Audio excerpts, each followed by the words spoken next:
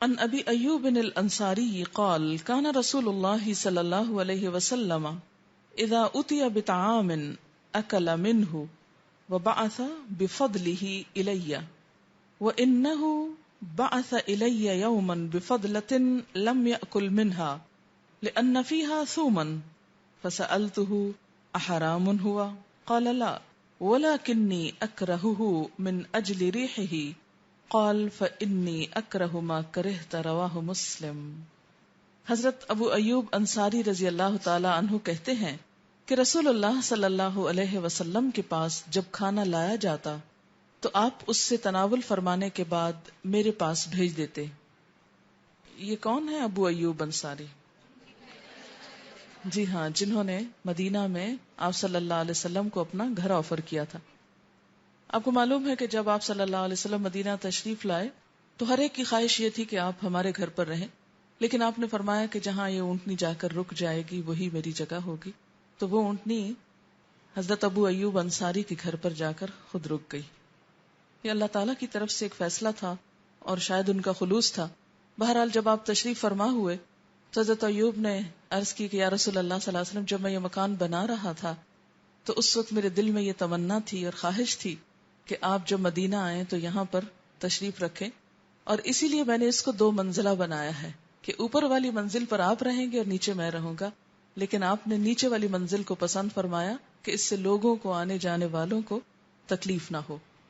اور یہ ان کی بہت بڑی خوش قسمتی تھی کہ ان کے گھر کو چن لیا گیا اس کام کے لیے۔ حضرت ابو ایوب انصاری کہتے ہیں کہ رسول اللہ صلی اللہ علیہ وسلم کے پاس جب کھانا لایا جاتا تو آپ اس سے کھانے کے بعد میرے پاس بھیج دیتے، کیونکہ ہمسائے بھی تھے۔ ایک روز آپ نے برتن جوں کا توں کھائے بغیر میری طرف بھیج دیا کیونکہ اس میں لہسن تھا۔ میں نے آپ سے پوچھا کیا لہسن حرام ہے؟ آپ نے فرمایا نہیں، لیکن میں اس کی بو کی وجہ سے اسے پسند نہیں کرتا، کیونکہ مسجد میں اور خاص طور پر نماز میں اگر اسمیل آ رہی ہو منہ سے تو فرشتے پاس نہیں آتے، تو اس لیے کوئی ایسی چیز نمازوں کے اوقات سے پہلے یا مسجد میں جاتے وقت نہیں کھانی چاہیے کہ جس سے فرشتوں کو اذیت ہو یا پھر اپنے آس پاس کے لوگوں کو اذیت ہو۔ اسی لیے آپ صلی اللہ علیہ وسلم دن میں کئی بار مسواک کا اہتمام کرتے تاکہ منہ سے کوئی ایسی چیز دوسرے کی اذیت کا سبب نہ بنے۔ کیا ہم سب بھی اس سنت پر عمل کرتے ہیں اور خود کو چیک کرتے ہیں؟ کیونکہ بسا اوقات کسی دوسرے کے پاس بیٹھنا، قریب بیٹھنا بھی محال ہو جاتا ہے اگر ایسی کوئی اذیت والی چیز ہو، اور خصوصاً جہاں دین کی بات ہو کنسنٹریشن ہی نہیں بنتی۔ تو اسے حرام نہیں کیا کیونکہ ایک فائدہ مند چیز ہے، اس کے اپنے فائدے بھی ہیں، لیکن آپ نے ناپسند ہونے کے باوجود دوسرے کو کھانے کے لیے دے دیا۔ قرآن میں ہم نے پڑھا کہ لن تنالوا البر حتی تنفقوا مما تحبون، تم نیکی کو پہنچ نہیں سکتے جب تک وہ خرچ نہ کرو جو تمہیں پسند ہے۔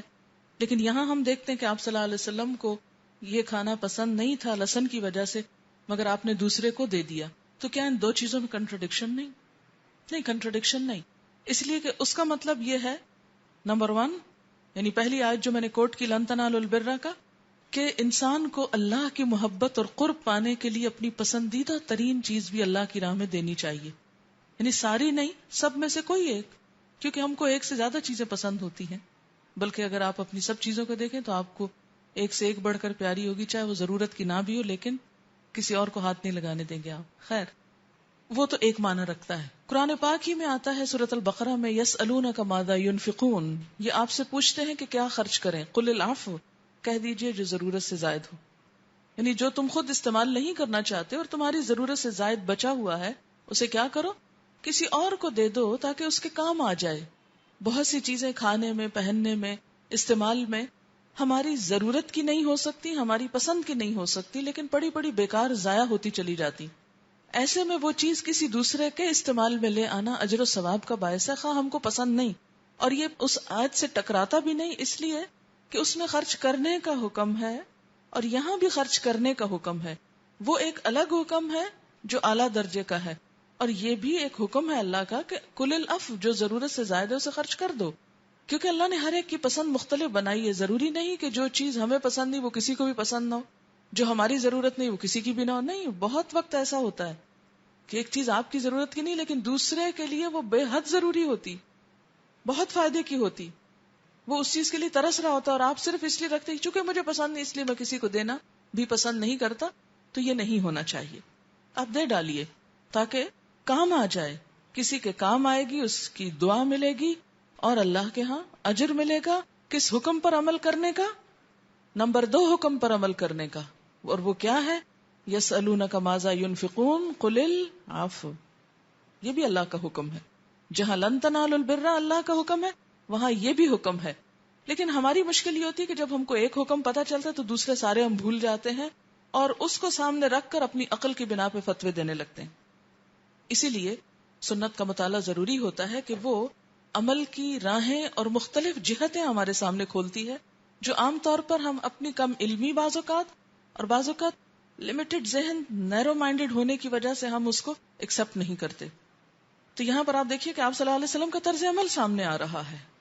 یعنی لہسن کھانے میں کوئی برائی نہیں ہے, کوئی گناہ نہیں ہے, کوئی ناپسندیدہ چیز نہیں ہے, سوائے اس کے کہ آپ کی اپنی ذات کو پسند نہیں, کیونکہ آپ کی ہر وقت پبلک ڈیلنگ ہوتی تھی, عبادات میں آپ لیڈ کرتے تھے. تو آپ کی اگر اپنی عبادات میں یکسوئی نہیں, خشوع نہیں, رحمت سے ڈھکے ہوئے نہیں, تو آپ دوسروں کو اس طرح انسپائر نہیں کر سکتے تھے. اس سے یہ بھی پتا چلتا ہے کہ بتانے والے کو خود اپنے لیے ان بہت سی باتوں کا خیال رکھنا چاہیے جو عام حالات میں نہ حرام ہیں اور نہ ناپسند ہیں. یعنی ایک شخص ہوتا ہے جو اپنی انڈیویجول لائف گزارا ہے, اپنی ذاتی زندگی وہ جیسے چاہے گزارے, لیکن ایک شخص ہے جو پبلک میں موو کرتا ہے, اس کو صرف اپنی پسند کا خیال نہیں رکھنا, اسے ان لوگوں کی پسند کا بھی خیال رکھنا ہے جن کے درمیان وہ دعوت و تبلیغ کا کام کر رہا ہے. بہرحال جب آپ نے وہ کھانا بھیجا تو انہوں نے پوچھا کیا یہ حرام ہے؟ فرمایا نہیں, لیکن میں اس کی بو کی وجہ سے اس کو پسند نہیں کرتا. حضرت ابو ایوب رضی اللہ تعالی عنہ نے کہا جو چیز آپ ناپسند فرماتے ہیں میں بھی اسے ناپسند کرتا ہوں. سمپل ریزن, بس مجھے بھی نہیں اچھا لگتا. اور یہ صرف محبت کی وجہ سے تھا. اس سے کیا پتا چلتا ہے کہ شریعت اپنی جگہ ہے, لیکن حضور صلی اللہ علیہ وسلم کی محبت میں اگر کسی خاص چیز میں آپ کا اتباع کر لیا جائے تو اس پر بھی انشاءاللہ اجر ہے, اور جو نہ کر سکے اس کے لیے گناہ نہیں. انشاءاللہ اس کے بعد ایک اور سبجیکٹ آپ کا آئے گا کہ جس میں پھر آپ کو کیٹیگوریکلی بتایا جائے گا کہ کون کون سی سنتوں کو آپ چھوڑ نہیں سکتے, کون سی ایسی ہیں کہ جو کر لیں تو بہت اچھا, نہیں وہ پھر آپ نے ٹرم سنی ہوگی واجب اور مستحب اور مباح. یہ کیٹیگریز انشاءاللہ بعد میں آئے گی. ابھی ہم صرف جنرلی سنت آن دا ہول اس کا جو مقام ہے اور صحابہ کرام کا جو طرز عمل ہے اس کو دیکھ رہے ہیں, وہ لیٹر آن انشاءاللہ تعالی. تو یہاں حضرت ابو ایوب انصاری کا عمل جو ہے وہ محبت کی بنا پر ہے, اور ایک گہری محبت کی بنا پر ہے. آپ نے حضرت ابو ایوب انصاری کے بارے میں مسلم ہیروز میں پڑھا ہے؟ نہیں. مجھے ان کے مقبرے پر جانے کا اتفاق ہوا ہے ترکی میں. وہ پورا علاقہ ہی ایوب کہلاتا ہے. آپ کو معلوم ہے کہ حضور صلی اللہ علیہ وسلم نے ایک پیشن گوئی کی تھی کہ لَتَفْتَحُنَّ الْقُسْطُنْطِينِيَّةَ وَلَنِعْمَ الْأَمِيرُ أَمِيرُهَا وَلَنِعْمَ الْجَيْشُ جَيْشُهَا, کہ تم لوگ یعنی اپنی امت کے لیے پیشن گوئی کی تھی کہ تم ضرور ضرور قسطنطنیہ یعنی ٹرکی کو, استنبول کو فتح کرو گے, اور جو لشکر اس فتح میں شریک ہوگا وہ بہت عمدہ لشکر ہوگا, اور جو امیر اس لشکر کو گائیڈ کر رہا ہوگا وہ بھی بہت اچھا انسان ہوگا. اس بنا پر ہم دیکھتے ہیں کہ صحابہ کرام میں سے ہر ایک کو, اور بعد کے ادوار میں بھی ہر ایک کو شوق ہوتا تھا کہ وہ ہم خوش نصیب ہوں جن کے بارے میں آپ نے فرمایا کہ وہ بہت اچھا لشکر ہوگا. تو وقتاً فوقتاً وہ مہمات جاتی رہیں. آپ کو معلوم ہے ان میں ایک خاتون بھی شریک تھی, حضرت ام حرام بنت ملحان, شاید پہلے میں نے کہیں ان کا ذکر کیا ہو, کہ جب آپ ان کے گھر میں تشریف فرما تھے, سوئے ہوئے تھے, کہ مسکراتے ہوئے اٹھ بیٹھے تو بولی یا رسول اللہ صلی اللہ علیہ وسلم آپ نے کیا دیکھا, آپ کیوں مسکرا رہے ہیں؟ تو آپ نے فرمایا آپ اکثر دوپہر آرام کرنے کے لیے ان کے گھر تشریف لے جاتے تھے. تو کہنے لگے کہ میں نے دیکھا کہ میری امت کا ایک لشکر ہے جو سمندر پہ سوار ہوا ہے, اور وہ اس طرح بیٹھے ہیں جیسے ملوک اپنے تخت پر بیٹھے ہوتے ہیں, یعنی سمندر پہ کشتی میں سوار ہو کے یوں جا رہا ہے جیسے بادشاہ اپنے تخت پہ بیٹھے, یعنی بہت خوبصورت سین ہے. تو کہنے لگی یا رسول اللہ صلی اللہ علیہ وسلم آپ دعا کیجیے کہ میں بھی ان میں شریک ہوں. آپ صلی اللہ علیہ وسلم حضرت ام حرام کے لیے دعا کرتے ہیں, پھر اس کے بعد وہ پھر سو جاتے ہیں, پھر تھوڑی دیر کے بعد اٹھتے ہیں تو پھر مسکرا رہے ہیں. تو پوچھتے ہیں کہ آپ کو کس چیز میں مسکرایا؟ تو آپ نے بتایا کہ میں نے اسی طرح وہ لشکر پھر دیکھا ہے اور اس میں کچھ شہید بھی ہوں گے. تو کہنے لگی آپ دعا کیجیے میں بھی شہیدوں میں شامل ہو جاؤں. تو آپ نے ان کے لیے دعا کی, کہا تم انہی میں سے ہوگی. تو جب اس طرف کی مہم کے لیے ایک لشکر جا رہا تھا تو حرام اس میں شریک تھی. سمندر پار کر کے جب سائپرس پہ پہنچی تو وہاں گھوڑے سے گر کر ان کی شہادت ہو گئی. تو جو اللہ کے راستے میں نکلتا ہے اگر دشمن کے ہاتھوں نہ بھی مارا جائے تو وہ شہید کہلاتا ہے. تو اب بھی سائپرس میں ان کی قبر موجود ہے اور لوگ وہاں جاتے ہیں. تو حضرت ابو ایوب انصاری کا مقبرہ، ابو ایوب انصاری بھی ایسے ہی ایک لشکر میں موجود تھے اور مہم ہوئی، بہرحال بیمار پڑے، انتقال ہوا. اور اللہ کے راستے میں جو سفر ہوتا ہے اس میں انتقال بھی ایک طرح سے شہادت ہوتی ہے. تو ان سے جو اس وقت کا امیر لشکر تھا، مجھے نام یاد نہیں، جو بھی تھا بہرحال اس نے ان سے پوچھا کہ آپ کی خواہش کیا ہے. انہوں نے کہا کہ ہم علاقہ فتح تو نہیں کر سکتے لیکن آپ مجھے استنبول کی دیوار کے قریب ترین لے جا کے دفن کیجیے، یعنی دشمن کے علاقے کے قریب ترین جگہ پہ آپ دفن کریں مجھے. بہرحال ان کو پھر وہاں پر دفن کیا گیا اور پورا علاقہ اب ایوب کے نام سے مشہور ہے. تو میں سوچتی ہوں کہ دین سے محبت کرنے والے اور جنت کے سودے کرنے والے تو یہی لوگ تھے کہ جن کی تمنا اور خوشی اور زندہ رہنے کا ایک مقصد تھا اور اس کے لیے جب جیتے تھے تو جینے میں بھی ان کی خوشی تھی اور لائف کو بھی ایک طرح سے انجوائے کر رہے تھے.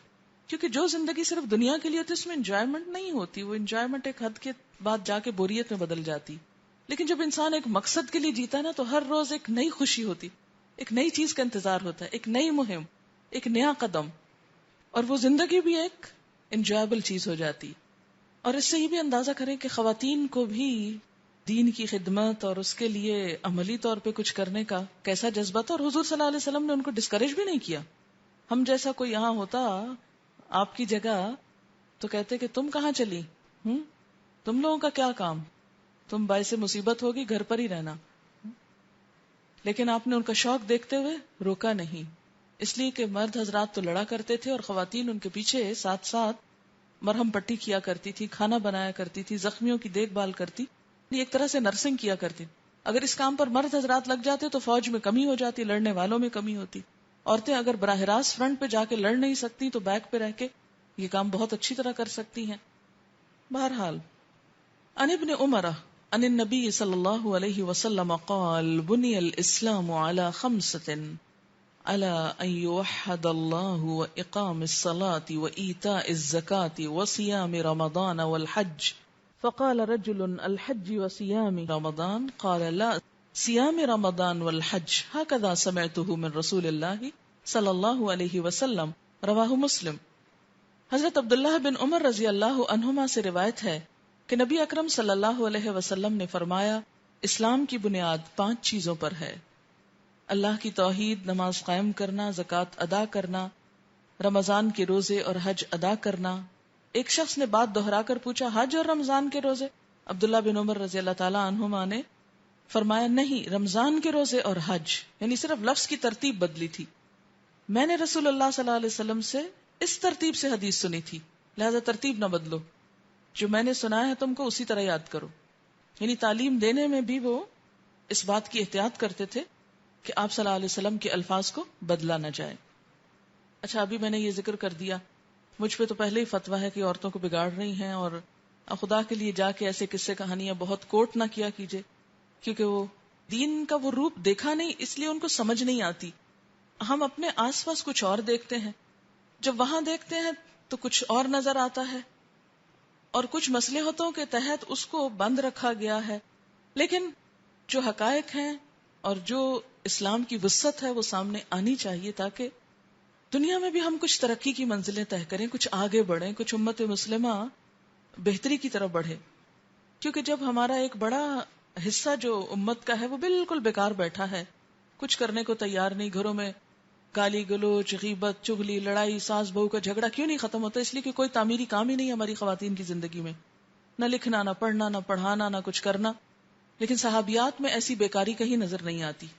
تو جب تک ہم عورت کو یعنی ٹھیک ہے عورت اگر گھر بھی بیٹھی ہے تو ایک پازیٹیو اور کریٹو کام کرتی چلی جاتی اپنے بیچ کے اوقات میں جو بھی اس کی فراغت ہے، کیونکہ چاہے وہ ماں ہے، بیوی ہے، سب ہے، لیکن وہ ایک انسان بھی ہے، ہیومن بینگ بھی ہے. اللہ نے اس کو ذہن، دل، دماغ بھی دیا ہے، اور اس کے استعمال اور اس کا کچھ آؤٹ لیٹ بھی ہونا چاہیے.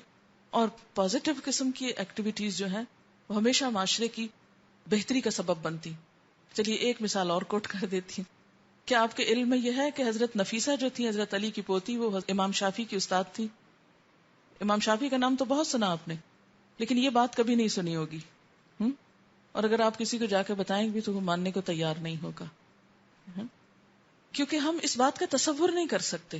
ہمارے ذہن میں یہ سوچ ہی نہیں آتی کہ عورت کو بھی اللہ کوئی ذہن دے سکتا ہے یا وسعت دے سکتا ہے اور وہ بھی یہ کام کر سکتی ہے. اور معلمی کے پیشے میں، یعنی تعلیم کے پیشے میں، عورت سے بڑھ کر پوٹینشیل عام طور پر مردوں میں وہ پیشنس نہیں ہوتا جو خواتین میں ہوتا ہے. ٹھیک ہے، مردوں میں بھی تعلیم کا کام رہا ہے اور انبیاء مرد ہی رہے ہیں جو تعلیم دیتے رہے ہیں، لیکن ماں کے اندر بطور خاص یہ چیز ودیت کر دی گئی ہے. اس لیے ہر ماں ایک معلم بھی ہے اور ہر ماں کچھ نہ کچھ سکھا سکتی ہے. کوئی بہت بڑی لیکچرار نہ بھی بنے تو سمپل سمپل باتوں سے بھی. اور پھر آپ دیکھیں اللہ نے بولنے کی صلاحیت بھی عورت کو نسبتاً اسٹیٹسٹکس یہ بتاتے ہیں کہ بچپن میں بھی لڑکیاں جلدی بول پڑتی ہیں لڑکوں کی نسبت اور زیادہ کلیئر بولتی ہیں. تو جب یہ یعنی ماں ہونے کی حیثیت سے سکھانے کا جذبہ، یہ کرو یہ نہ کرو. آپ نے دیکھو کہ چھوٹی بچیاں ہوتی ہیں نا، وہ بچپن میں ہی ماں کو کاپی کر کر کے ہر وقت ڈکٹیٹ کرتی رہتی ہیں چھوٹے بہن بھائیوں کو یا ویسے بھی. تو ان میں وہ سکھانے کا جو ٹرینڈ ہوتا ہے وہ زیادہ ہوتا ہے نسبتاً. لڑکوں میں اس طرح نہیں دیکھیں گے آپ، وہ روب جھاڑنے والی انداز زیادہ ہوتا ہے. اور اسی طرح بولنے کا، تو اگر سکھانے کا انسٹنکٹ ہے عورت میں اور بولنے کا طریقہ ہے تو یہ کام عورتیں بہت اچھی طرح کر سکتی ہیں. خیر، ان زید بن اسلم رأیت ابن عمر يصلي محلولا ازرارة فسألته عن ذلك فقال رأيت رسول اللہ صلی اللہ علیہ وسلم يفعله. حضرت زید بن اسلم فرماتے ہیں میں نے عبداللہ بن عمر کو کھلے بٹنوں کے ساتھ نماز پڑھتے دیکھا، یعنی نماز میں بٹن کھلے تھے. میں نے ان سے پوچھا آپ ایسا کیوں کرتے ہیں؟ تو حضرت عبداللہ بن عمر نے جواب دیا میں نے رسول اللہ صلی اللہ علیہ وسلم کو ایسے ہی نماز پڑھتے دیکھا ہے تو میں ان کو کاپی کر رہا ہوں. اسے ابن خزیمہ نے روایت کیا ہے. یہ مثالیں کیا بتاتی کہ دین کے معاملات میں تو اتباع ہے ہی ہے، لیکن جو ان کے ذاتی طور طریقے تھے ان میں اتباع بھی ان کی محبت کی وجہ سے بہت زیادہ تھا. یعنی اگر ان معاملات میں پیروی ہو رہی ہے جہاں نہ فرض ہے، نہ سنت ہے، نہ واجب ہے، نہ مستحب ہے، تو کہاں یہ کہ جو واجب کے درجے میں ہے یا لازم کے درجے میں ہے وہاں انسان اتباع چھوڑ دے. نیورو لنگوسٹک پروگرامنگ جو کہ سائیکالوجی کی ایک نیکسٹ جنریشن کے طور پہ اس سینچری میں دریافت ہوئی ہے، اور اس کو بیسیکلی NLP کو پرسنل ایکسلنس کا آرٹ اینڈ سائنس کہا جاتا ہے. اور اس میں ویسے تو اس کا بڑا ایک لیندی پروسیجر ہے، اور 1972 میں کیلیفورنیا میں اس پر کام شروع ہوا. اور اس کے تحت کچھ باتیں انہوں نے دریافت کی کہ کامیاب جو لوگ ہوتے ہیں، پیک پرفارمرز یا جو سکسیسفل لوگ ہوتے ہیں، ان کے ایک سکسیس کا، ان کے سوچنے کا ایک انداز ہوتا ہے، ان کے بیٹھنے اٹھنے کا ایک انداز ہوتا ہے. تو انہوں نے یہ چیز دریافت کی کہ اگر آپ کسی کی سکسیس کو کاپی کر لیں تو پھر آپ اس سکسیس کو بہت ایک چھوٹے مدت میں حاصل کر سکتے ہیں. یعنی کہ کوئی بھی کامیابی، جیسے کسی بھی فیلڈ میں سکسیسفل ہونے کے لیے، کامیاب ہونے کے لیے ایک سرٹن لیول کی زندگی گزارنی ہوتی ہے. ایک سرٹن لیول کا مینٹل پروسیجر، تھنکنگ، بیہیویئر، بلیفز، اس کے اوپر پھر آپ جا کے سکسیسفل ہوتے ہیں. لیکن اس میں ضرورت ایکسپیرینسز ہوتے ہیں جو کہ ٹرائل اینڈ ایرر بیسس پر ہوتے ہیں. لیکن اگر آپ کسی ایک کامیاب انسان کو کاپی کریں تو پھر آپ اسی کے مینٹل یا تھنکنگ لیول پر جا سکتے ہیں. اس میں ایک چیز ہوتی ہے جس کو ماڈلنگ کہا جاتا ہے، اور ماڈلنگ جو ہے وہ NLP کا ایک بیسک جو اس کا ایسنس ہے. اور ماڈلنگ کو ہم سادہ زبان میں یہ کہہ سکتے ہیں کہ ہیومن ایکسلنس کو ریپلیکیٹ کرنے کا ایک پروسیس ہے. یعنی کامیابی تک پہنچنے کے لیے جس پروسیس کی ضرورت ہوتی ہے، یعنی مثلا تجربے اور غلطیوں سے سیکھنا، اور اس کے بعد بھی کامیابی تک پہنچنے کے ایز سچ 100% امکانات نہیں ہوتے. لیکن اگر اس کے برعکس کامیاب لوگوں کو ماڈل کیا جائے تو کامیابی تک جلدی اور بغیر کسی ناکامی کے پہنچا جا سکتا ہے. مثلا اس کی مثال میں ایک شیف سے دے سکتی ہوں کہ سپوز اگر کوئی شیف کوئی ایک بہت اچھی ڈش بناتا ہے تو اس کی ریسیپی کو اگر ہم فالو کر لیں تو تقریباً ویسی ہی ڈش بنا سکتے ہیں. اور کسی بھی پرسنالٹی کو ماڈل کرنے کے لیے جو چیزیں ماڈل کی جاتی ہیں وہ اس کی بلیفز کا مطلب ہے اس کے جو زندگی کے بارے میں، دنیا کے بارے میں جو اس کے عقائد ہوتے ہیں، جو یقین ہوتے ہیں، ان کو آپ فالو کر سکتے ہیں. اور اس کی فزیولوجی کا مطلب ہوتا ہے physical part of a person, یعنی کسی کے بیٹھنے، کھڑے ہونے، بات کرنے، جیسچر یا کوئی بھی کام کرنے کا انداز یا چہرے کے تاثرات وغیرہ. تو جب ہم کوئی بھی کسی شخص کی فزیولوجی کو یا اس کے ایکشن کو ماڈل کرتے ہیں تو ہم اس کی بیسیکلی مینٹل اور فزیکل اسٹیٹ کو ایکسپیرینس کرتے ہیں، اور یہاں تک کہ سوچ بھی وہی ایکسپیرینس کرتے ہیں، اور دماغ کے انہی ریسورسفل حصوں کو ٹیپ کرتے ہیں جس طرح اس بندے نے کیا ہوتا ہے، اور دماغ انہی انفارمیشن کو پروسیس کرتا ہے جو کہ اس شخصیت کا ذہن کرتا ہے. تو بیسیکلی ہم اس کسی بھی کامیاب ترین شخصیت کی طرح اپنے ذہن اور جسم کو اسی پیٹرن پہ استعمال کر کے کامیابی کے اس لیول پہ پہنچ سکتے ہیں. اور اس میں بہت ساری مثالیں ہیں. مثلا والٹ ڈزنی کی کریٹیوٹی، جس کو کہ بہت زیادہ سمجھا جاتا ہے کہ ہی از اے ویری کریٹو پرسن، اس کی کریٹیوٹی کو فالو کیا گیا ہے، کاپی کیا گیا ہے، ماڈل کیا گیا ہے. اسی طرح موزارٹ جو ایک میوزیشین تھا، اس کی میوزیشین کے جس طریقے سے وہ بیٹھتا تھا، اس کی فزیولوجی کو اور اس کے بیہیویئر کو کاپی کر کے کچھ مثالیں ہیں جنہوں نے مطلب کیا ہے اس چیز کو اور بڑا کامیاب ہوا ہے. تو حضور صلی اللہ علیہ وسلم کے اتباع کی جب بھی میں بات سنتی ہوں اور میں نے یہ چیز پڑھی ہوئی تھی تو مجھے ہمیشہ یہ دونوں چیزیں بڑی کلک کر جاتی تھیں کہ حضور صلی اللہ علیہ وسلم کے اتباع کو اتنا زیادہ اسٹریس کیوں کیا گیا. اور صحابہ کرام ان کی، جیسے کہ ابھی ہماری محترم استاد نے فرمایا کہ ایون وہ محبت میں وہ سارے کام بھی فالو کرتے تھے جو کہ ایسا شریعت کے حکم نہیں تھے. تو بیسیکلی اگر آپ دیکھیں کہ صحابہ کرام جو کہ اس سے پہلے ایک انتہائی جنگجو قوم کے طور پہ اور الٹریٹ قوم کے طور پہ موجود تھے، تو حضور صلی اللہ علیہ وسلم کو اسی طرح کاپی کرنے میں، بیسیکلی ماڈل کرنے میں، وہ انہی کے لیول پہ بیسیکلی پہنچ گئے. آبویسلی وہ پروفٹ نبی کا اور ایک عام انسان کا وہ تو خیر رہے گا فرق، لیکن چونکہ اللہ تعالیٰ نے ان کو رول ماڈل بنا کے بھیجا تھا، اور جب وہ صحابہ اسی چیز کو کاپی کرتے تھے تو بیسیکلی وہ انہی کے مینٹل پروسیس پہ چلے جاتے تھے اور اسی اسٹیٹ میں چلے جاتے تھے، جس سے پھر ان کا دماغ جو تھا وہ انہی انفارمیشن کو پروسیس کرتا تھا. اس کی مثال میں آپ کو ایک بہت چھوٹی سی اس سے دے سکتی ہوں کہ جیسے ہم جس بھی اسٹیٹ میں ہوتے ہیں، یعنی فزیکل اسٹیٹ میں، اگر ابھی میں اپنے کندھے بالکل ڈروپ کر کے بیٹھ جاؤں تو میرا دماغ جو ہے وہ اسی ایسے ہارمونز سیکریٹ کرے گا میرے باڈی میں اور ایسے میسیجز بھیجے گا جس سے یعنی میں اپنے خود ہی فیلنگز کرنے لگوں کہ میں بہت تھکی ہوئی ہوں. اس کے برعکس اگر میں بالکل اسٹریٹ بیک کے ساتھ بیٹھوں اور بالکل اپنے شولڈرز براڈ کر کے بیٹھوں تو میرا دماغ اس میں پروسیس، اب وہی میسیجز پروسیس کرے گا میرے باڈی کو کہ میں بالکل ایک فریش اور الرٹ اس میں ہوں، اور میرا دماغ خود بھی فریش اور الرٹ ایکسپیرینس کرے گا. اسی طرح جب ہم حضور صلی اللہ علیہ وسلم کی اتباع کرتے ہیں اور ہم جب اسی طریقے سے بیٹھتے ہیں یا اسی طریقے سے لیٹتے ہیں تو بیسیکلی ہم ان کے مینٹل پروسیس میں چلے جاتے ہیں، اور اسی اسٹیٹ کی وجہ سے ہمارا ذہن جو وہ اسی لیول پہ کام کرنے لگتا ہے، جس انہی ریسورسفل حصوں کو ٹیپ کرتا ہے ہم لوگ جس طرح حضور صلی اللہ علیہ وسلم کرتے تھے. تو بیسیکلی یہ جو ہے NLP کے اور بھی ویسے بہت وہ ہے، اور انفیکٹ اس میں یہ جو مین وہ ہوتا ہے، اس میں میررنگ بھی ہوتی ہے، لیکن حضور صلی اللہ علیہ وسلم چونکہ ہمارے سامنے نہیں ہے تو اس میں جو کامیاب شخصیت آپ کے سامنے نہ ہو تو اس کے بارے میں پڑھ کر آپ اس کو فالو کر سکتے ہیں. تو یہ ایک اس طریقے سے انٹرپریٹ کیا جا سکتا ہے. اور نیورو لنگوسٹک پروگرامنگ کے بارے میں بتا دوں کہ یہ جو ہے اٹس ناٹ یہ کوئی فلسفی یا نہیں ہے، یہ بیسیکلی سائنس ہے، اور it's has been called the new learning paradigm and new language of psychology. اور آج کل کی دنیا میں اگر آپ دیکھیں تو یہ ایجوکیشن میں، پرسنل ڈیولپمنٹ میں، افیکٹو کمیونیکیشن میں، بزنس میں، کاؤنسلنگ میں بہت استعمال ہو رہی ہے. اور ریسنٹلی برٹش کاؤنسل میں پچھلے دنوں مینیجرز کے لیے اور ایگزیکٹوز کے لیے اس کے اوپر ورکشاپس بھی کافی ہوئے ہیں. اور پرٹیکولرلی افیکٹو کمیونیکیشن، کیونکہ اس میں کمیونیکیشن جو ہوتا ہے وہ آپ کا اپنے دماغ سے پلس آپ کے انٹرپرسنل ریلیشن جو ہے نا اس کو افیکٹ کرتا ہے. تو ماڈلنگ کے تھرو ایک the shortest way it condenses the process of getting success. تو حضور صلی اللہ علیہ وسلم کا ہم اس طریقے سے بھی انٹرپریٹ کر سکتے ہیں کہ اللہ تعالیٰ کی یقیناً کوئی اور بھی حکمتیں ہوں گی، لیکن اللہ تعالیٰ تمام انسانوں کو حضور صلی اللہ علیہ وسلم کے لیول پر لانے کے لیے، کیونکہ وہ ایک رول ماڈل اسی لیے شاید بنایا اور ہمیں اتنا اسٹریس اسی لیے دیا کہ جیسے وہ کام کرتے تھے ویسے ہی ہم کریں، کہ ہمیں بیسیکلی اس لیول تک پہنچانا تھا. اب بعد میں یہ چیزیں سائنس سے ثابت ہو رہی ہیں، لیکن میرا یہ خیال ہے کہ ایک حکمت یہ بھی ہو سکتی ہے. شکریہ. بہت اچھا.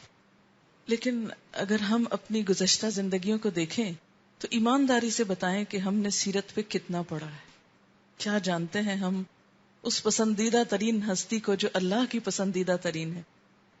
ہم نے بہت زیادہ اس کا شور تو کیا کہ آپ اللہ کے محبوب ہیں اور اللہ کے پیارے ہیں، لیکن کبھی غور نہیں کیا کہ ہم کو بھی پیارا بننے کے لیے آپ کی کاپی کرنا ہے. اور پھر آپ دیکھیے کہ یہ جو بات ہے نا کہ عقیدے میں بھی، فزیولوجی کے علاوہ عقیدے میں، تو ہمیں حضور صلی اللہ علیہ وسلم کا اتباع ان کے ہر اسپیکٹ میں کرنا ہے، عقیدہ، عبادات. کیونکہ آپ صلی اللہ علیہ وسلم فرماتے ہیں خذوا عنی مناسککم، حج کے موقع پہ کیا فرمایا کہ مجھ سے حج کے طریقے سیکھو. وضو کرتے وقت کیا فرمایا کہ جس نے میری طرح وضو کیا اس نے درست وضو کیا، اور جو اس سے آگے بڑھا، یعنی 3 دفعہ دھونے کے بجائے 5-7 دفعہ دھو رہے ہیں کہ ہم زیادہ پاک ہو جائیں، فرمایا فقد اساء وظلم، اس نے برا کیا اور ظلم کیا. اور پھر ہمیں حکم دیا گیا کہ آپ سے آگے نہ بڑھو، کیونکہ آگے بڑھنے میں بھی نقصان ہے. اچھا، اسی طرح آپ نے کیا فرمایا، صلو کما رأیتمونی اصلی، نماز ایسے پڑھو جیسے مجھے دیکھتے ہو کہ میں پڑھتا ہوں. پھر اسی طرح ہم عام لوگوں میں بھی دیکھتے ہیں. مجھے اس موقع پہ یاد آ رہا تھا، ایک فرینچ رائٹر ہے والٹائر، اس نے اپنے ادب کی تخلیق کے لیے، اور ادب یعنی فرینچ رائٹر تھا لیکن الف لیلہ و لیلہ، الف لیلہ جس کو آپ بولتے ہیں، عربی کی داستانیں ہیں، 1000 داستانیں، 1000 رات 1000 کہانیاں، تخیلاتی کہانیاں ہیں. لیکن کہتے ہیں کہ یہ اس کی بنیاد کچھ یوں ہے، قصہ کچھ یوں ہے کہ ایک بادشاہ نے شادی کی، اور جس عورت سے شادی کی اس نے اس کو دھوکہ دیا، تو اس نے الٹیمیٹلی اس کو مروا دیا. چونکہ وہ اس خاتون نے کچھ بہت برا کیا تھا بادشاہ کے ساتھ، اس لیے اسے عورت ذات سے نفرت ہو گئی. اب وہ کیا کرتا، بادشاہ تھا، کوئی انکار نہیں کر سکتا تھا، تو شادی کرتا اور عورت کو قتل کروا دیتا یا کچھ اس طرح کا معاملہ. تو اس دوران اس کی شادی ایک عورت سے ہوئی، تو اس نے کہا کہ میں تم لوگوں کو بچ کے دکھاؤں گی. اور بچنے کا اس نے طریقہ کیا کیا کہ وہ ہر رات بادشاہ کو ایک کہانی سناتی تھی، اور کہانی کا اینڈ اس طرح کرتی کہ اگلی رات کے لیے بات کا پھر انتظار رہتا. اور اس طرح 1000 راتیں اس نے گزار لی، 1000 کہانیاں سناتے. اور وہ ادب کا بہت بہترین نمونہ ہے. والٹائر نے اپنی ادبی صلاحیتوں کو بہتر بنانے کے لیے اس کتاب کو 14 مرتبہ پڑھا، 14 ٹائمز. عربی کی کتاب کو 14 مرتبہ پڑھا. کس لیے؟ تاکہ وہ سٹائل آئے. تو جب آپ کسی کا سٹائل کاپی کرتے ہیں، پوئٹری میں، پروز میں، لکھنے میں، تو اس کے لیے کیا کرتے ہیں، اس رائٹر کو بار بار پڑھتے ہیں، بار بار پڑھتے ہیں، حتیٰ کہ اس کے ایکسپریشن، اس کی لینگویج وہ آپ کے اندر محفوظ ہو جائے، اور پھر آپ وہی ریپروڈیوس کرنے لگتے ہیں. آپ نے دیکھا ہوگا کہ جو ماں باپ کلیئر بولتے ہیں، بچوں کے ساتھ اچھی زبان استعمال کرتے ہیں، ان کے بچے جواباً ایسا ہی بولتے ہیں. اور جو والدین بچپن میں بچوں کے سامنے غلط زبان استعمال کرتے ہیں تو وہ خود بخود ان کے اندر انکارپوریٹ ہو جاتی. ہمارے استاد نے بھی، ڈاکٹر ظہور اظہر نے ہمیں عربی سکھانے کے لیے کیا کہا کہ طاہا حسین ایک مشہور رائٹر ہے عربی کا جو بہت سمپل عربی لکھتا اور بہت خوبصورت، تو اس کی ایک کتاب دی اور کہا اس کو 25 دفعہ پڑھو، 25 دفعہ. اور آپ یقین کیجئے کہ میں نے جب پڑھنا شروع کیا، اور اسی طرح لطفی منفلوطی ایک رائٹر تھا، جن لوگوں نے عربی پڑھی ہوگی انہیں معلوم ہے، افسانہ نگار ہے، تو اس کا افسانہ ہمیں دیا، ہوم ورک کے طور پہ دیا کہ اس کو 25 دفعہ کل پڑھ کے آئیں. اور آپ یقین کریں کہ 2-4 دن جو 25 دفعہ پڑھا، مجھے یوں لگے کہ جیسے میری زبان کھل گئی، میری زبان کی گرہ کھل گئی ہے، اور میں فلوئنٹلی عربی میں بولنا شروع ہو گئی، کیونکہ ایکسپریشن سیکھ لیا اندر زبان نے. وہ یہ جو میں اب آپ کے تکلیف کرواتی رہتی ہوں، بولیے 3 دفعہ فعل یفعل، تو آپ سوچتے ہوں گے کہ یہ کیا روز یہی کہتی رہتی ہیں اور ہمیں آتا ہے، آ گیا ہم کو. چاہے آپ کو سمجھ میں آ گیا، لیکن جب تک آپ اس کو ریپیٹ نہیں کرتے، بار بار نہیں دہراتے، وہ آپ کے اندر پوری طرح جاتا نہیں.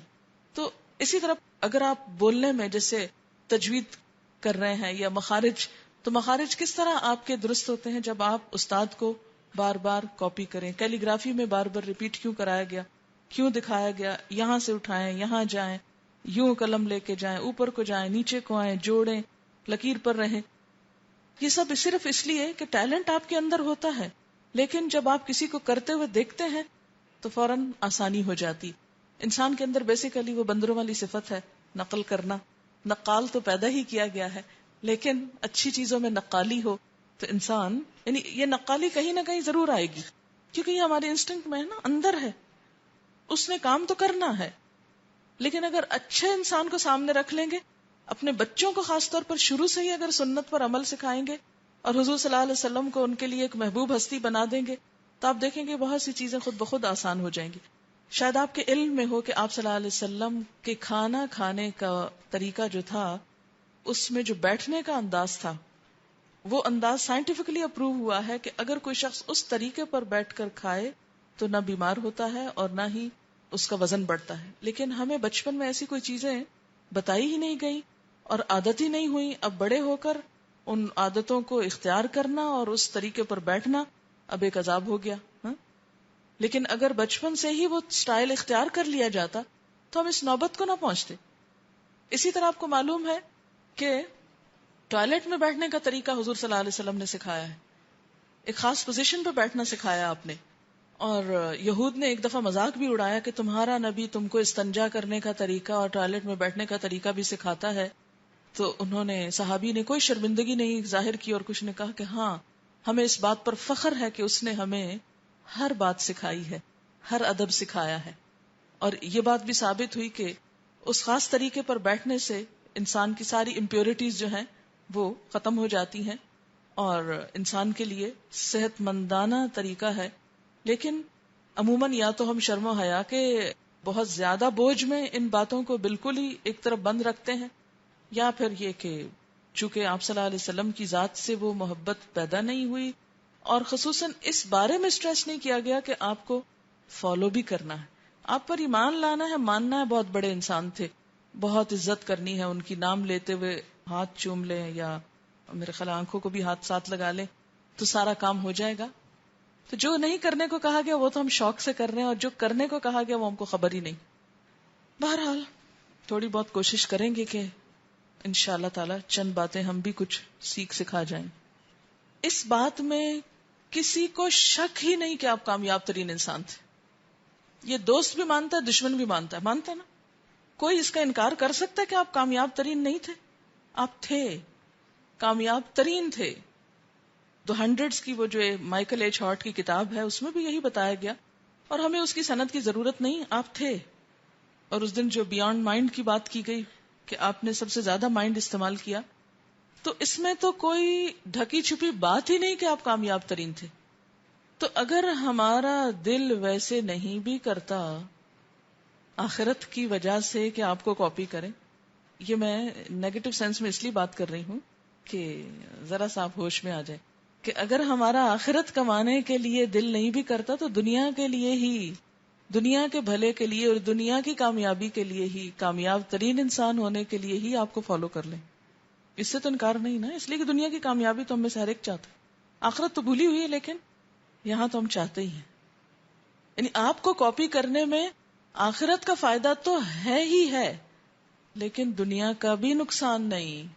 ہمارے دشمن شیطان نے ہمارے دلوں میں یہ ڈال رکھا ہے کہ اگر ہم آپ کے طریقے پہ چلے تو بڑی مشکل ہو جائے گی زندگی اور بہت سے فائدوں سے ہم محروم ہو جائیں گے. ہرگز نہیں.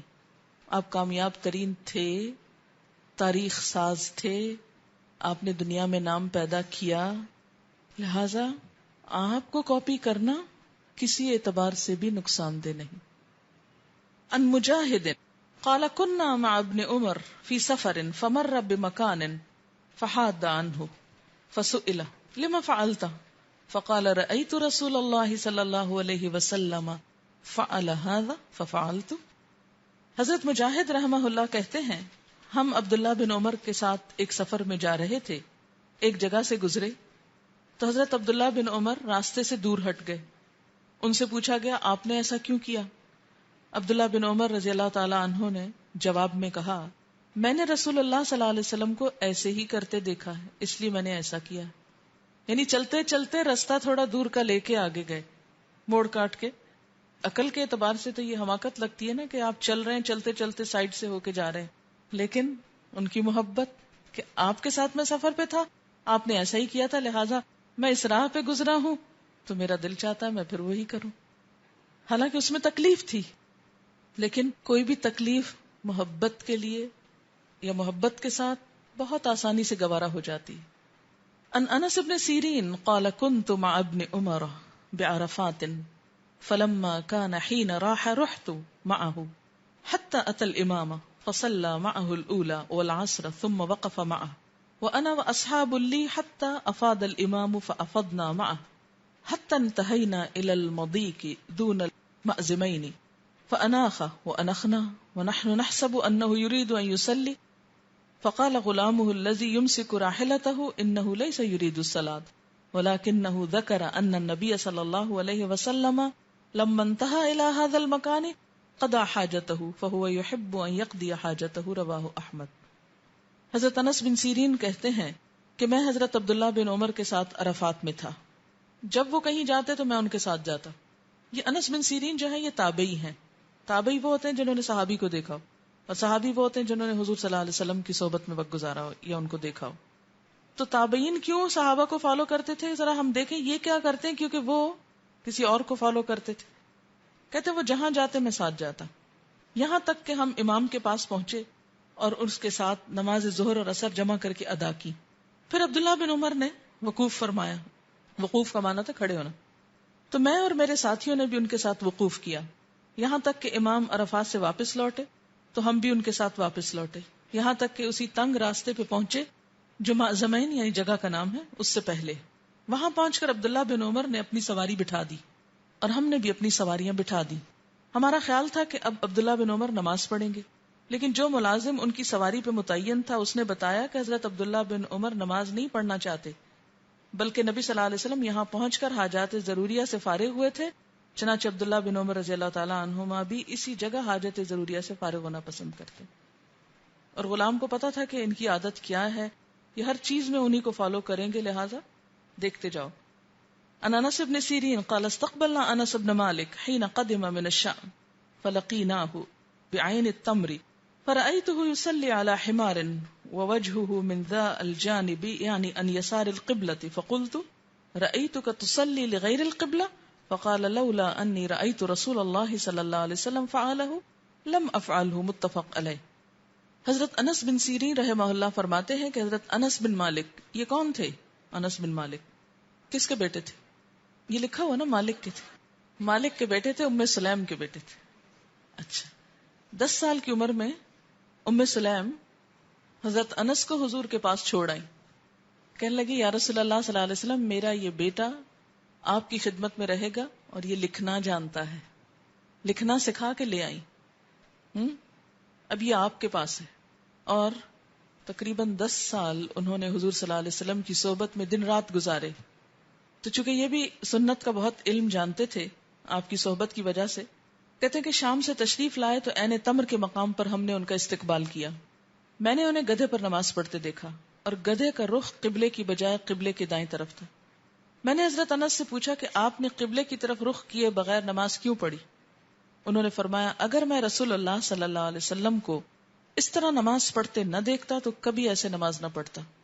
اس سے پتہ یہ چلتا ہے کہ سواری پر نفل نماز پڑھی جا سکتی ہے، اور حکم کیا ہے کہ جب شروع کیا جائے تو رخ قبلے کی طرف ہو، لیکن اس کے بعد سواری جدھر کو بھی گھوم جائے نماز نہ توڑی جائے. یعنی سواری مثلاً آپ یہاں سے اگر گاڑی پر بیٹھتے ہیں اور نفل پڑھنے لگتے ہیں تو شروع کرنے سے پہلے دیکھ لیجیے کہ قبلہ کس طرف، اور پھر اس کے بعد شروع کر دیجیے. اب آپ گاڑی ہمیشہ آپ کے رخ پہ تھوڑی رہے گی، اگر اسی پہ رہے گی تو منزل پہ کیسے پہنچے گی؟ اس نے تو جانا ہے جدھر کو جانا ہے، تو جدھر چاہے گھومتی رہے، چاہے بالکل اپوزٹ ڈائریکشن پہ چلی جائے، کوئی حرج نہیں. نفل نماز میں سواری کے اوپر بیٹھ کر قبلہ رخ کے بغیر بھی نماز کی اجازت ہے. عن ابن عمر رضی اللہ عنہما قال اتخذ النبی صلی اللہ علیہ وسلم خاتما من ذهب فاتخذ الناس خواتیم من ذهب فقال النبی صلی اللہ علیہ وسلم ان اتخذت خاتما من ذهب فنبذه وقال انی لن البسه ابدا فنبذ الناس خواتیمهم. رواہ البخاری. حضرت عبداللہ بن عمر رضی اللہ عنہما کہتے ہیں نبی اکرم صلی اللہ علیہ وسلم نے سونے کی ایک انگوٹھی بنوائی تو صحابہ کرام نے بھی آپ کی دیکھا دیکھی انگوٹھیاں بنوا لی. آپ نے فرمایا میں نے سونے کی انگوٹھی بنوائی تھی، تم نے بھی بنوا لی. چنانچہ آپ صلی اللہ علیہ وسلم نے انگوٹھی اتار پھینکی اور فرمایا اب میں کبھی استعمال نہیں کروں گا، کیونکہ منع کیا گیا ہے سونے سے. آپ کی اتباع میں صحابہ کرام نے بھی اپنی اپنی انگوٹھیاں اتار کر پھینک دی. کسی نے یہ نہیں کہا کہ اچھا اب پہلے کیوں بنوائی تھی اور اب آپ اتار رہے ہیں اور ہماری بھی ضائع گئیں یا کچھ نہیں. آپ نے اتار دی، انہوں نے بھی اتار دی. کیا یہ شخصیت پرستی تھی؟ نہیں، ایک تعلق اور ایک محبت کی علامت تھی. حالانکہ انگوٹھی کا پہننا کوئی شریعت کا حکم نہیں، لیکن آپ نے پہنی تو انہوں نے بھی شوق میں پہن لی.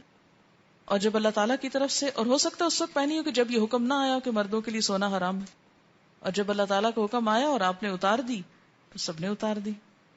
عن ابن الحنظلية لرجل من أصحاب النبي صلى الله عليه وسلم قال قال رسول الله صلى الله عليه وسلم نعم الرجل خريم الأسدي لولا طول جمته وإسبال إزاره فبلغ ذلك خريما فعجل فأخذ شفرة فقطع بها جمته إلى أذنيه ورفع إزاره إلى أنصاف ساقيه رواہ ابو داؤد۔ صحابی رسول ابن حنظلیہ سے روایت ہے کہ نبی اکرم صلی اللہ علیہ وسلم نے فرمایا اگر خریم اسدی کے بال لمبے نہ ہوتے اور تہ بند دراز نہ ہوتا تو بہت اچھا آدمی تھا۔ رسول اکرم صلی اللہ علیہ وسلم کی یہ بات خریم تک پہنچی تو خود ہی چھری لے کر کانوں تک اپنے بال کاٹ لیے۔ بہت لمبی لٹیں ہوں گی نا تو جو جس سے عورت کی مشابہت پر آتی ہے، تو کانوں تک کاٹ لی اور تہ بند نصف پنڈلیوں تک اونچا کر لیا۔ اب آپ کہیں گے ہائے پتہ نہیں کیا لگتے ہوں گے، تو آج کل شارٹس پہن کر ہمارے بچے اور بڑے کچھ نہیں لگتے، تو وہاں پر اگر شارٹ ڈریس ہو تو بہت برا لگتا ہے۔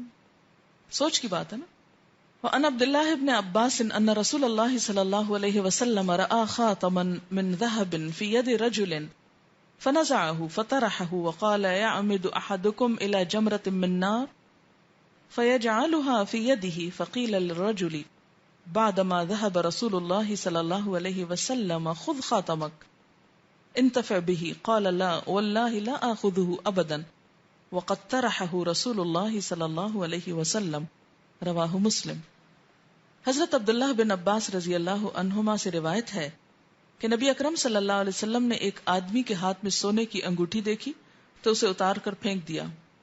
معلوم ہوتا ہے کہ حکم آ چکا تھا مردوں کے لیے سونے کی حرمت کا، اور فرمایا تم میں سے کوئی سونے کی انگوٹھی پہن کر گویا آگ کے انگارے کا ارادہ کرتا ہے، یعنی مرد کے لیے سونے کی انگوٹھی پہننا ایسے ہی جیسے آگ کا انگارہ۔ نبی صلی اللہ علیہ وسلم کے تشریف لے جانے کے بعد اس آدمی سے کہا گیا انگوٹھی اٹھا لو اور اس سے کوئی دوسرا فائدہ حاصل کر لو، یعنی کسی کو دے دو یا بیچ دو۔ صحابی نے کہا اللہ کی قسم جس انگوٹھی کو رسول اللہ صلی اللہ علیہ وسلم نے پھینک دیا ہے اسے کبھی نہیں اٹھاؤں گا۔ سونے تک کی چیز کو بس پھینک دیا تو پھینک دیا، اور یہ بات بھی محبت کے بغیر نہیں ہو سکتی۔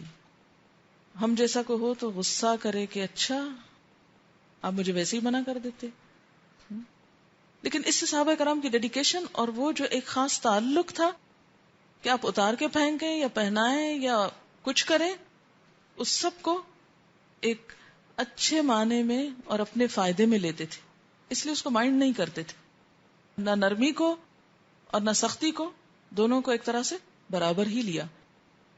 عن جابر قال لما استوى رسول الله صلى الله عليه وسلم يوم الجمعة قال اجلسوا فسمع ذلك ابن مسعود فجلس على باب المسجد فرآه رسول الله صلى الله عليه وسلم فقال تعال يا عبد الله ابن مسعود رواہ ابو داؤد۔ حضرت جابر رضی اللہ عنہ سے روایت ہے کہ ایک مرتبہ جمعہ کے دن رسول اللہ صلی اللہ علیہ وسلم خطبہ دینے کے لیے ممبر پر تشریف لائے تو فرمایا لوگو بیٹھ جاؤ، اجلسو۔ حضرت عبداللہ بن مسعود نے سنا تو مسجد کے دروازے پہ ہی بیٹھ گئے، یعنی جہاں سنا تھا وہیں بیٹھ گئے۔ رسول اللہ صلی اللہ علیہ وسلم نے دیکھا تو فرمایا عبداللہ مسجد کے اندر آ کے بیٹھو۔ اسے ابو داؤد نے روایت کیا ہے۔ کیا اطاعت تھی، اسی لیے 23 سال میں سب کچھ ہو گیا نا۔ ہم ایک کام کرنے میں مہینے لگا دیتے ہیں تو پھر سلو سپیڈ سے ہی چلیں گے نا۔ سبحانک اللہم و بحمدک نشہد ان لا الہ الا انت نستغفرک و نتوب الیک۔ والسلام علیکم ورحمۃ اللہ وبرکاتہ۔